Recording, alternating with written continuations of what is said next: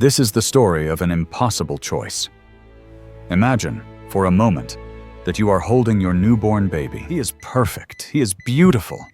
And then, just days later, doctors walk into the room with a look on their faces that stops your heart. They tell you that a single typo in his genetic code, 1 letter out of 3 billion, is a death sentence. This was the nightmare reality for the parents of KJ Muldoon.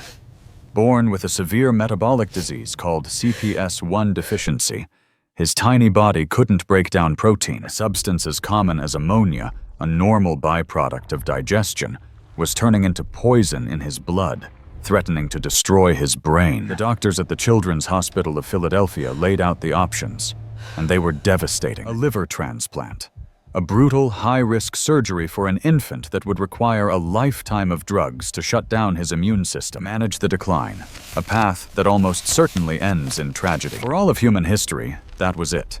The story ends in heartbreak. But this isn't history.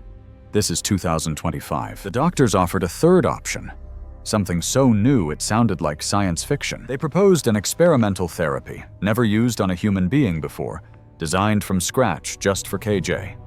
The plan? To become the first person in history to have their DNA edited inside their own body with a custom-designed tool. To rewrite the broken code of life itself. What do? Do you choose the known path of a transplant? Or do you take a leap of faith into the absolute unknown, trusting a technology so cutting-edge it feels like magic? This family stood on the knife's edge of a medical revolution. Their decision didn't just save a life.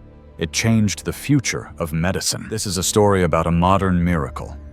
And trust me, it's just the beginning. To understand the miracle, you have to understand the flaw.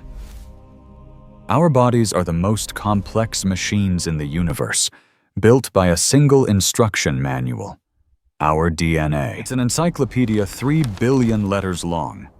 Usually it's copied perfectly, but sometimes a typo slips in. For KJ, that typo was in a gene on chromosome 2. This gene is supposed to build an enzyme called CPS1, which acts like a waste disposal unit for ammonia. Because of one wrong letter, his disposal unit was broken. Toxic sludge was building up in his system. For decades, medicine could only treat the symptoms. We could mop up the floor, but we couldn't fix the leak. We couldn't touch the source code. But then came the detective story of the century. It started with bacteria. Scientists discovered that bacteria have a bizarre defense system called CRISPR. They capture snippets of DNA from invading viruses and store them as mugshots.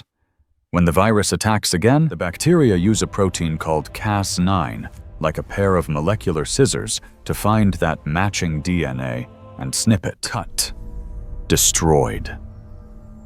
In 2012, Jennifer Doudna and Emmanuel Charpentier realized this wasn't just a bacterial shield. It was a programmable tool. We could tell the scissors where to cut.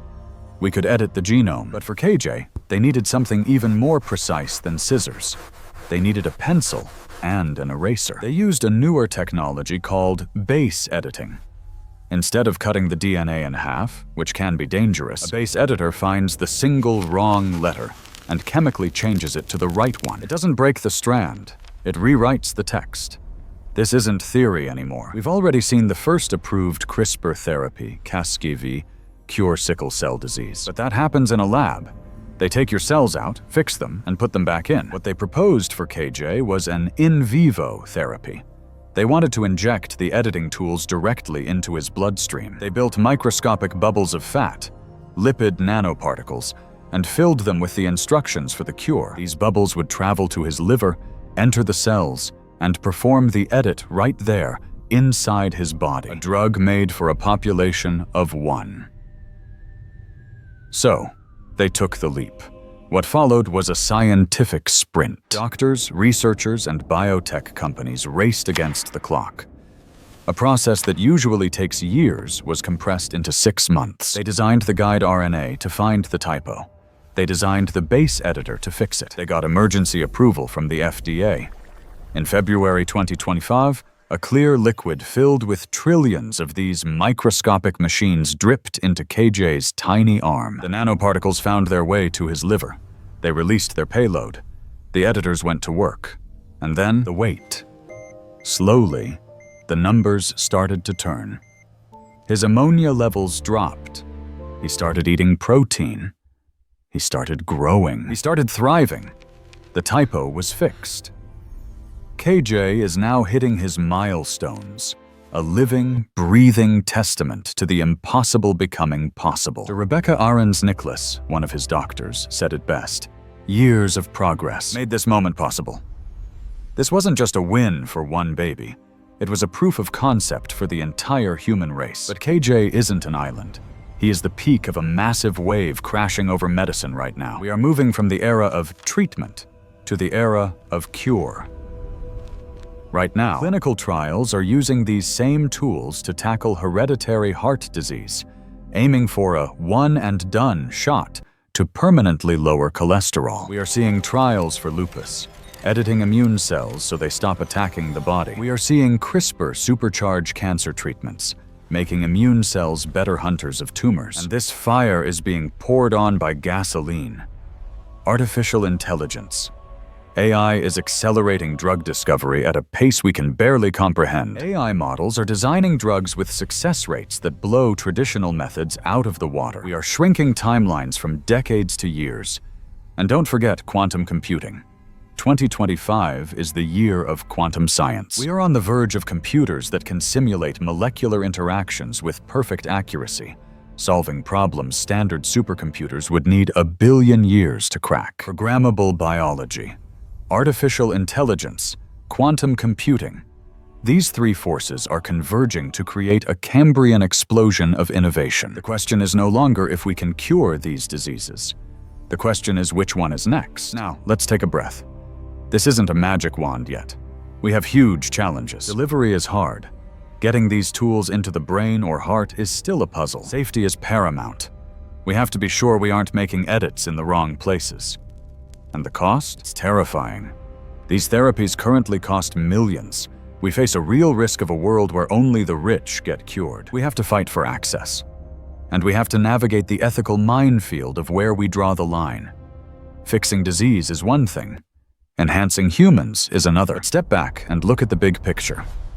For thousands of years, our genetic code was destiny. If you were dealt a bad hand, you played it. Now, for the first time in history, we are learning how to change the cards. KJ's story is a message from the future. It tells us a day is coming when parents won't have to fear a typo in their child's DNA. A day when diseases like cystic fibrosis or Huntington's are spoken of in the past tense, like polio. These miracles aren't happening in a movie. They are happening right now in labs and hospitals down the street. We are the generation that gets to watch the beginning of the end of genetic disease. And that is something to have faith in. What disease do you hope to see erased in your lifetime? Tell me in the comments. And if you want to stay on the front lines of this revolution, make sure you subscribe, because you won't want to miss what happens next.